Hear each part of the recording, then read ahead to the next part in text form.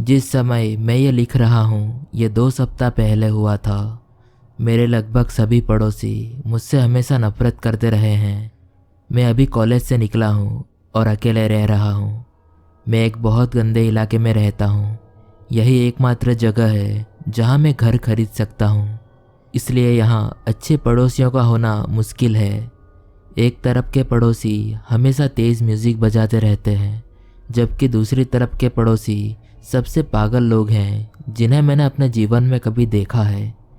ये 2 लोग अगले दरवाजे पर रहते हैं।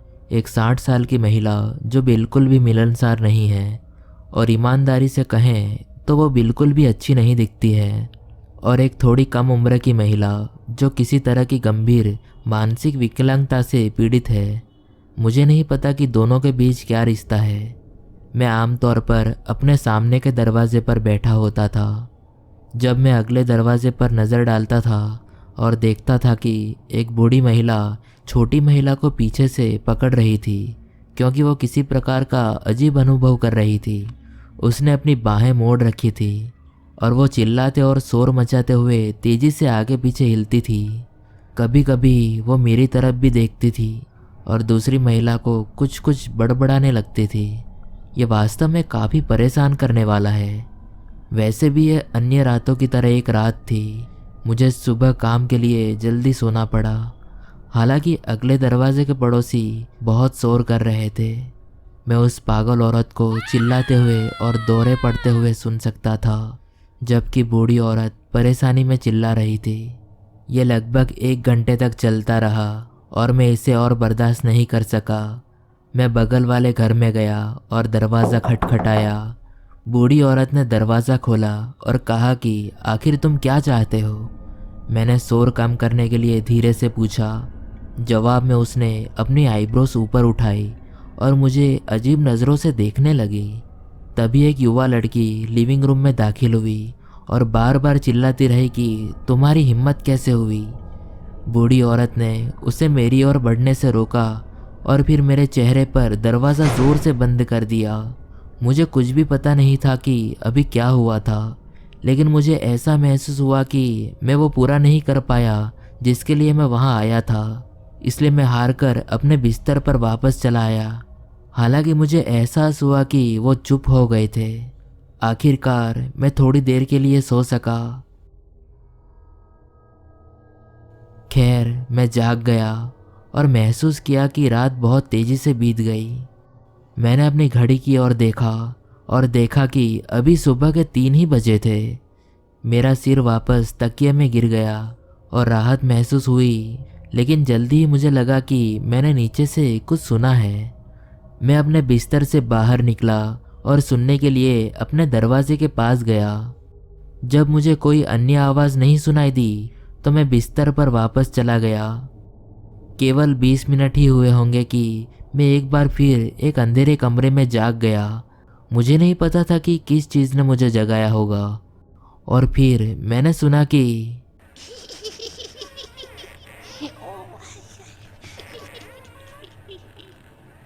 मैं घबरा गया और अपने डेस्क पर टॉर्च के रूप में अपना फ़ोन ढूंढने की कोशिश की, लेकिन जब मुझे वो मिला तो मैंने लाइट चालू करने की हिम्मत नहीं की।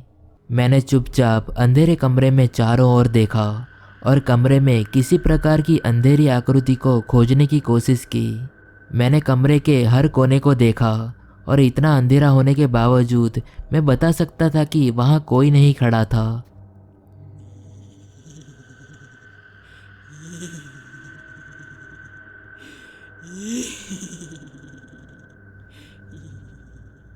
इस बार मैंने सुना कि यह कहाँ से आ रहा था। मैं अपने बिस्तर के किनारे की ओर मुड़ा और अपने बिस्तर की लकड़ी की दीवार के ठीक किनारे पर एक काली छायादार जैसी वस्तु देखी। और जब मेरे फ़ोन की रोशनी से पता चला कि यह काली आकृति एक औरत का चेहरा है, वो पागलों की तरह चिल्लाई। वो रोशनी में ऐसे चिल्ला रही थी जैसे कि वो कोई पिशाच हो। मैं ज़ोरों से चिल्लाया। मैं दरवाजे की ओर भागा और आधे रास्ते में लड़खड़ाते हुए पीछे देखा तो मैंने देखा कि वो मेरे पीछे आ रही थी। मैंने अपने पीछे बेडरूम का दरवाज़ा बंद कर लिया और नीचे की ओर भागा।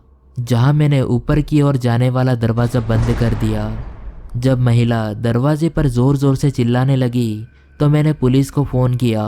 जब पुलिस आई तो मैंने उन्हें बताया कि वो महिला मेरे पड़ोस में रहती है और वो मानसिक रूप से बीमार है। शोर सुनकर पड़ोस की एक बुज़ुर्ग महिला वहां आई और पुलिसकर्मियों से बात की और उनसे उसे जाने देने की गुहार लगाई, लेकिन उन्होंने ज़ोर देकर कहा कि उन्हें कम से कम रात के लिए उसे अंदर ले जाना होगा। अधिकारियों में से एक ने मुझसे पूछा कि क्या मैं आरोप लगाना चाहता हूँ, और जैसे ही उसने पूछा उस बुज़ुर्ग महिला ने मेरी कल्पना से भी बदतर मेरी ओर देखा। मैंने आरोप नहीं लगाने का फैसला किया, लेकिन बुज़ुर्ग महिला का रवैया नहीं बदला।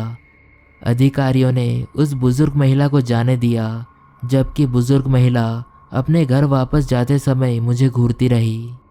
5 मिनट बाद मैंने उसे अपनी कार में बैठते और दूर जाते देखा।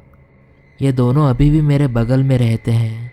मैं अब अकेले में बाहर जाने से भी कतराता हूँ, क्योंकि पड़ोस की इस खौफनाक महिला ने यह स्पष्ट कर दिया कि वो मुझसे नफरत करती है, और वो मानसिक रूप से बीमार महिला न केवल डरावनी है बल्कि खतरनाक भी है।